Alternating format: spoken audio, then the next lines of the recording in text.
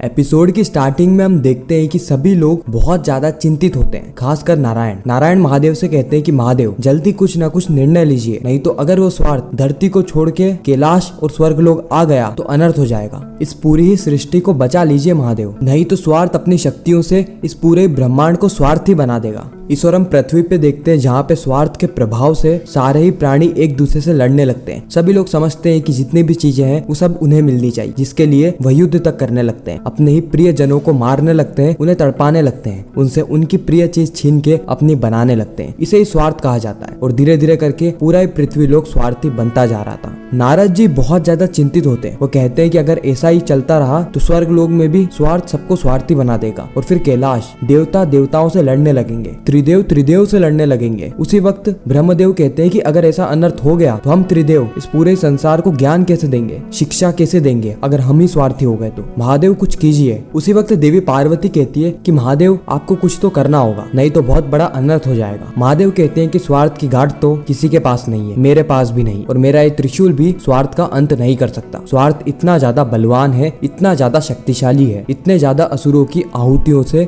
उसका जन्म हुआ है, उसका अंत करना इतना आसान नहीं है। नारायण कहते हैं कि महादेव मैं आपकी दुविधा को समझ सकता हूँ, लेकिन एक उपाय जरूर है जिससे कि हम स्वर्ग लोक और कैलाश को बचा सकते हैं। महादेव पूछते हैं कि क्या उपाय। उसी वक्त नारायण जवाब देते हैं कि आपको पृथ्वी लोक को हमसे सदा सदा के लिए दूर करना होगा। अगर आप ऐसा करते हो तो उसके बाद स्वार्थ ना तो स्वर्ग लोक आ पाएगा और ना ही कैलाश। महादेव कहते हैं कदापि नहीं, मैं मेरी ही बनाई गई पृथ्वी को मुझसे पृथक कैसे कर सकता हूँ, असंभव है। नारायण कहते हैं कि महादेव मैंने कहा ना मैं आपकी दुविधा समझ सकता हूँ, लेकिन जगत कल्याण के लिए यह करना अत्यंत आवश्यक है। आपको एक कठोर निर्णय लेना होगा और जल्द ही लेना होगा, नहीं तो स्वार्थ पृथ्वी लोक छोड़ के स्वर्ग लोक आ जाएगा और उसके बाद कैलाश, और हम सभी लोग स्वार्थी बन जाएंगे। सिर्फ एक ही गांठ है महादेव, आपको यह निर्णय लेना ही होगा। दूसरी ओर हम असुर गुरु शुक्राचार्य, असुर माता दिति, राहु, केतु और स्वार्थ को देखते हैं। असुर गुरु कहते हैं कि स्वार्थ तुम अच्छा कार्य कर रहे हो, लेकिन कार्य को तीव्र गति से करो, क्योंकि हमें जल्द से जल्द पृथ्वी लोक को स्वार्थी बनाना है, क्योंकि उसके बाद ही हम स्वर्ग लोक जा पाएंगे और स्वर्ग लोक के बाद आखिरकार हम जाएंगे कैलाश में, जहाँ पे शिव और शक्ति मौजूद है, जहाँ पे शिवत्व की असली कड़ी मौजूद है। इसीलिए शिवत्व का अंत करने के लिए तुम्हें सभी लोगों को स्वार्थी बनाना होगा, इसलिए विलंब मत करो, जल्द से जल्द तीव्र गति से सबको स्वार्थी बनाते रहो। और हम देखते हैं कि इस और हम देखते हैं कि स्वार्थ अपनी गति को बढ़ा देता है। दूसरी तरफ नारायण के साथ साथ सारे ही देवतागण, नंदी और खासकर देवी पार्वती सभी लोग महादेव से अनुरोध कर रहे होते हैं कि महादेव हमें पता है यह निर्णय बहुत ही ज्यादा कठिन है, लेकिन आपको यह निर्णय लेना ही होगा। आपको अपने त्रिशूल से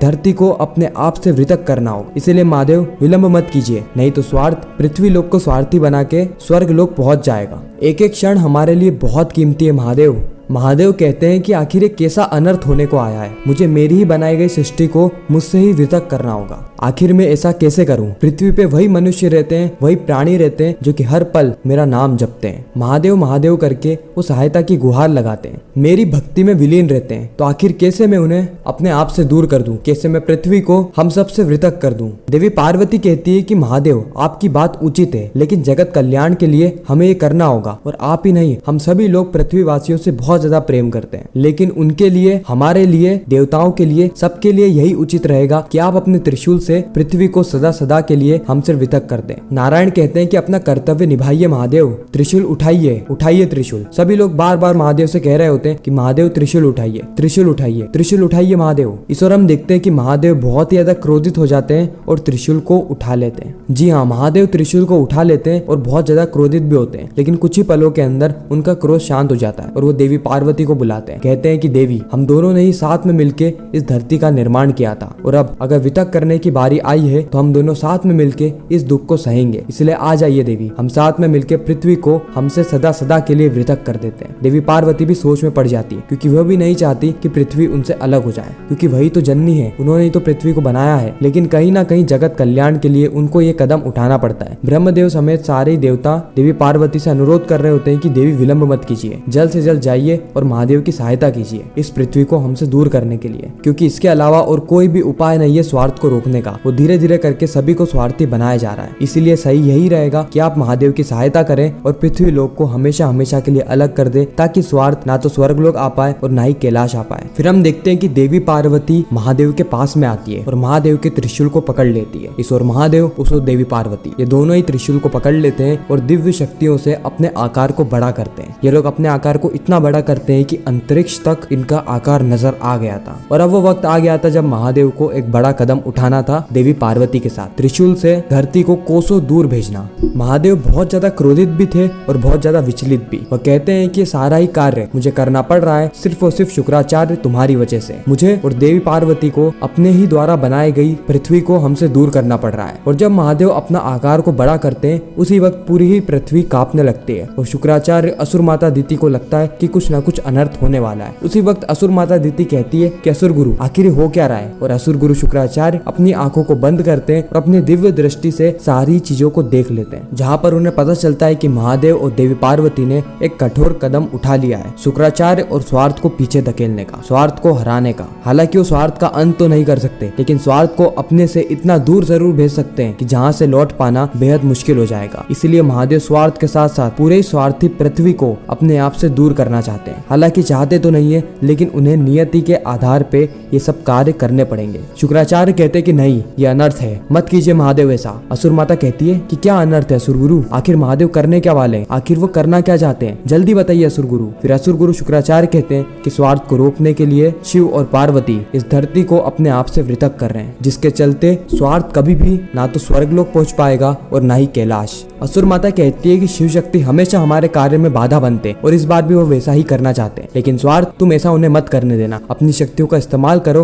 और तीव्र गति से धरती लोक को पूरा स्वार्थी बना दो और धरती लोक के बाद जल्द से जल्द स्वर्ग लोक पहुंच जाओ। उसी वक्त असुर गुरु शुक्राचार्य कहते हैं कि जल्दी करो स्वार्थ, ना ही तुम्हारे पास समय है और ना ही हमारे पास। फिर हम देखते हैं कि स्वार्थ बिल्कुल वैसा ही करने लगता है, वो अपनी शक्तियों से धरती को और तीव्र गति से स्वार्थी बनाने लगता है। इस ओर अगर हम देवी पार्वती और महादेव को देखें तो नारायण इन्हें बार बार कह रहे होते हैं कि एक क्षण का भी विलंब मत कीजिए महादेव, क्योंकि एक एक क्षण हमें विनाश की ओर लेते जा रहा है, हमें विनाश की ओर धकेल रहा है, इसलिए जल्द से जल्द पृथ्वी को हमसे पृथक कीजिए। हम देखते हैं कि महादेव त्रिशूल को उठा लेते हैं, देवी पार्वती भी त्रिशूल को पकड़ लेती है और इसी के साथ ही खूबसूरत एपिसोड यहीं पर ही खत्म हो जाता है, इस ट्विस्ट और सस्पेंस के साथ कि आगे क्या होगा। क्या महादेव और देवी पार्वती वास्तविक तौर में पृथ्वी को सदा सदा के लिए अपने आप से पृथक कर देंगे? क्या पृथ्वी देवलोक, स्वर्ग लोक और कैलाश से हमेशा हमेशा के लिए दूर हो जाएगी, या फिर नारायण और महादेव यहाँ पे किसी और विकल्प को चुनने वाले हैं? कहीं ऐसा तो नहीं कि असुर गुरु शुक्राचार्य के कहने पर स्वार्थ तीव्र गति से सभी लोगों को स्वार्थी बना दे और उसके बाद महादेव के पृथ्वी को पृथक करने से पहले ही स्वर्ग लोक पहुंच जाए? अगर ऐसा होता है तो बहुत बड़ा अनर्थ हो जाएगा। लेकिन आखिर क्या होता है ये तो हमें शिव शक्ति के आने वाले एपिसोड्स में ही पता चलेगा। ऐसे शिव शक्ति के रेगुलर रिकैप्स और अपकमिंग स्टोरी टेलीविजन से भी पहले जानने के लिए हमारे चैनल को सब्सक्राइब जरूर करें। आपको यह वीडियो कैसी लगी कमेंट सेक्शन में जरूर बताना। अगर वीडियो अच्छी लगी हो तो वीडियो को लाइक करके चैनल को सब्सक्राइब करके ज्यादा से ज्यादा लोगों को ये वीडियो शेयर करना, ताकि हमारी फिर से मुलाकात हो। हर हर महादेव।